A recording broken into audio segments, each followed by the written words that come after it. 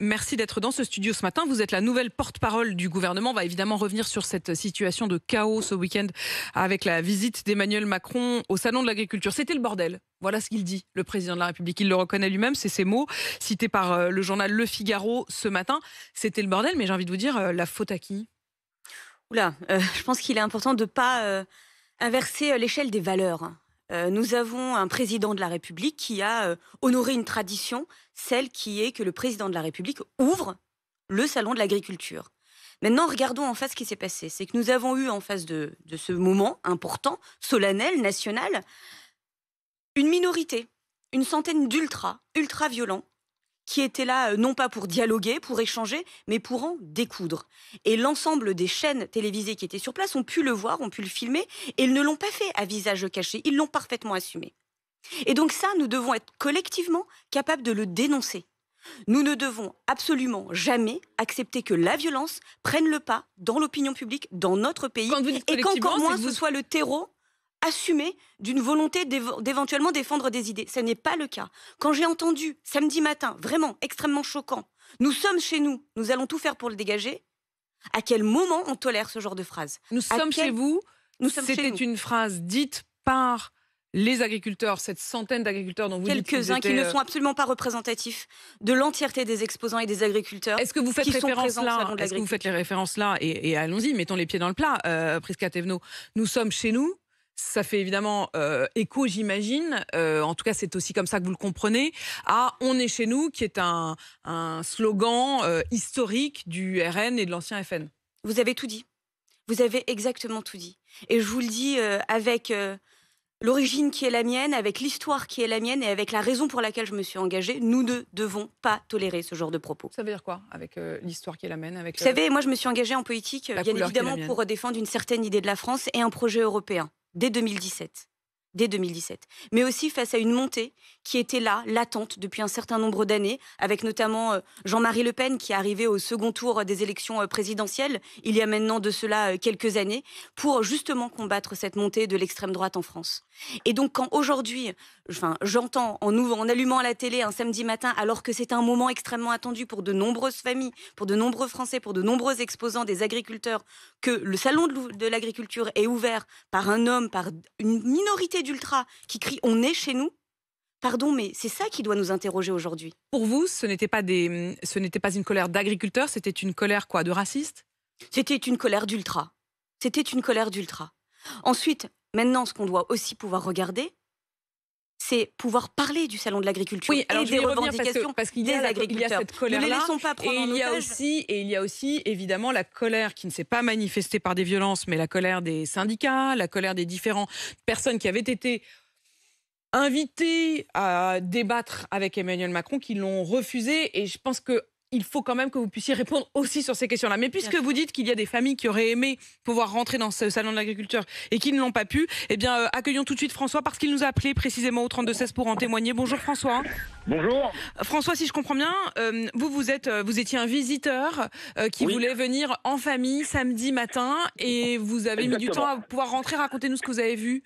Alors, non seulement on a mis du temps, on est arrivé à 9h tranquillement devant l'entrée du salon. Et en fait, on n'a pas pu rentrer. Alors on a vu des CRS, des CRS. On s'est dit ça y est, c'est un état de siège, on est en guerre. Et ben non, finalement, c'était juste le président de la République qui voulait être là, mais complètement déconnecté en fait. Les gens dehors, les exposants, les machins, tout ça. Et puis c'est trop facile de remettre ça sur le RN. C'est trop facile. Parce que moi j'ai vu plein de gens qui n'avaient aucunement le profil d'ultra, qui n'avaient rien du tout. Moi d'ailleurs aussi. Mais on n'en peut plus, ça devient viscéral en fait. Être déconnecté de la vie à ce point-là, non, moi j'y vais. Je tape des pieds et j'y vais, et j'y reste. Non mais n'importe quoi en fait. Un peu de dignité. En fait, vous auriez préféré, François, qu'il n'y aille pas. Mais non, mais vous savez, s'il avait été digne, avec un minimum, je sais pas, de fierté, et bon, juste il aurait fait, écoutez, je vois que c'est pas le moment pour moi, je rentre chez moi, voilà. Il a qu'à aller cultiver des radis à l'Élysée, et ce sera bien, comme c'est il passera pour un Vous êtes très en colère, on entend, vous êtes très en colère, François, vous avez quand même pu rentrer dans le salon, vous avez pu le visiter en famille, vous avez pu... Alors, on a pu rentrer. Alors moi, tranquille, j'étais content, j'avais le hall de la bouffe. C'était parfait pour moi. Mais par contre, mes enfants, moi je suis de la campagne, hein. Vous savez, voir les belles bêtes dans le hall 1. Ben non, le hall 1 bloqué jusqu'à 3h. Alors pendant que lui va caresser l'égérie du salon, eh ben non, on n'a même pas pu la voir. François, je veux que la porte-parole du gouvernement puisse vous répondre. Vous entendez la colère de François qui, effectivement, a pu visiter, mais qu'une partie du salon et encore très tard. Non, mais j'entends tout à fait sa colère et la colère de vous, monsieur. Elle est aussi celle d'autres, je pense, qui n'ont pas pu rentrer en temps et en heure au sein du salon. Mais bien évidemment. Mais regardons ce qui s'est passé. Est-ce que le problème, c'est que le président de la République, pour ce qu'il représente, c'est-à-dire une institution, ne puisse pas rentrer dans un salon de l'agriculture pour l'ouvrir de façon extrêmement simple et basique? C'est ça qui doit nous choquer. Mais ce n'est pas le fait qu'il veuille. Là, vous parlez de cette manifestation de colère, et évidemment, c'est très important que vous ayez pu le faire. Mais pour autant, il ne faut pas oublier le contexte dans lequel ce salon s'est ouvert. Et le contexte, c'est que pendant 24 heures, il y a eu une confusion très importante autour de la tenue ou non de ce fameux grand débat. Au lieu d'une visite, je dirais, classique avec une déambulation, Emmanuel Macron avait prévu, espérait pouvoir transformer ça en grand débat. C'est ce qu'il avait annoncé depuis l'Élysée. Et choisir les intervenants. Parmi ces intervenants, les soulèvements de la terre. Alors, certains disent oui, mais c'est que quelques conseillers qui avaient prévu. Bon, si on écoute les journalistes, ils disent qu'il leur a bien été confirmé et précisé à ce moment-là que les soulèvements de la terre, oui, avaient été invités par le président de la République. Mais bref, dans ce contexte-là, vous ne pouvez pas tout jeter sur le dos des ultras. Il faut aussi parler de la colère plus sourde, qui ne s'est pas manifestée par de la violence, mais les syndicats eux-mêmes n'étaient pas dans un accueil honnêtement triomphant au président de la République. C'est le moins qu'on puisse dire. Vous avez raison de rappeler le contexte. Oui, nous devons rappeler le contexte. Depuis maintenant, pas simplement 48 heures, 24 heures, depuis maintenant plusieurs semaines, le début effectivement de la crise agricole. Est-ce qu'il n'y a pas eu des dialogues, des échanges, des réunions de travail, aussi bien tenus à l'endroit, dans le terrain, sur le terrain, auprès des préfets, autour des préfets, avec les élus locaux, avec les agriculteurs, les exploitants, mais également à Matignon, à l'Élysée?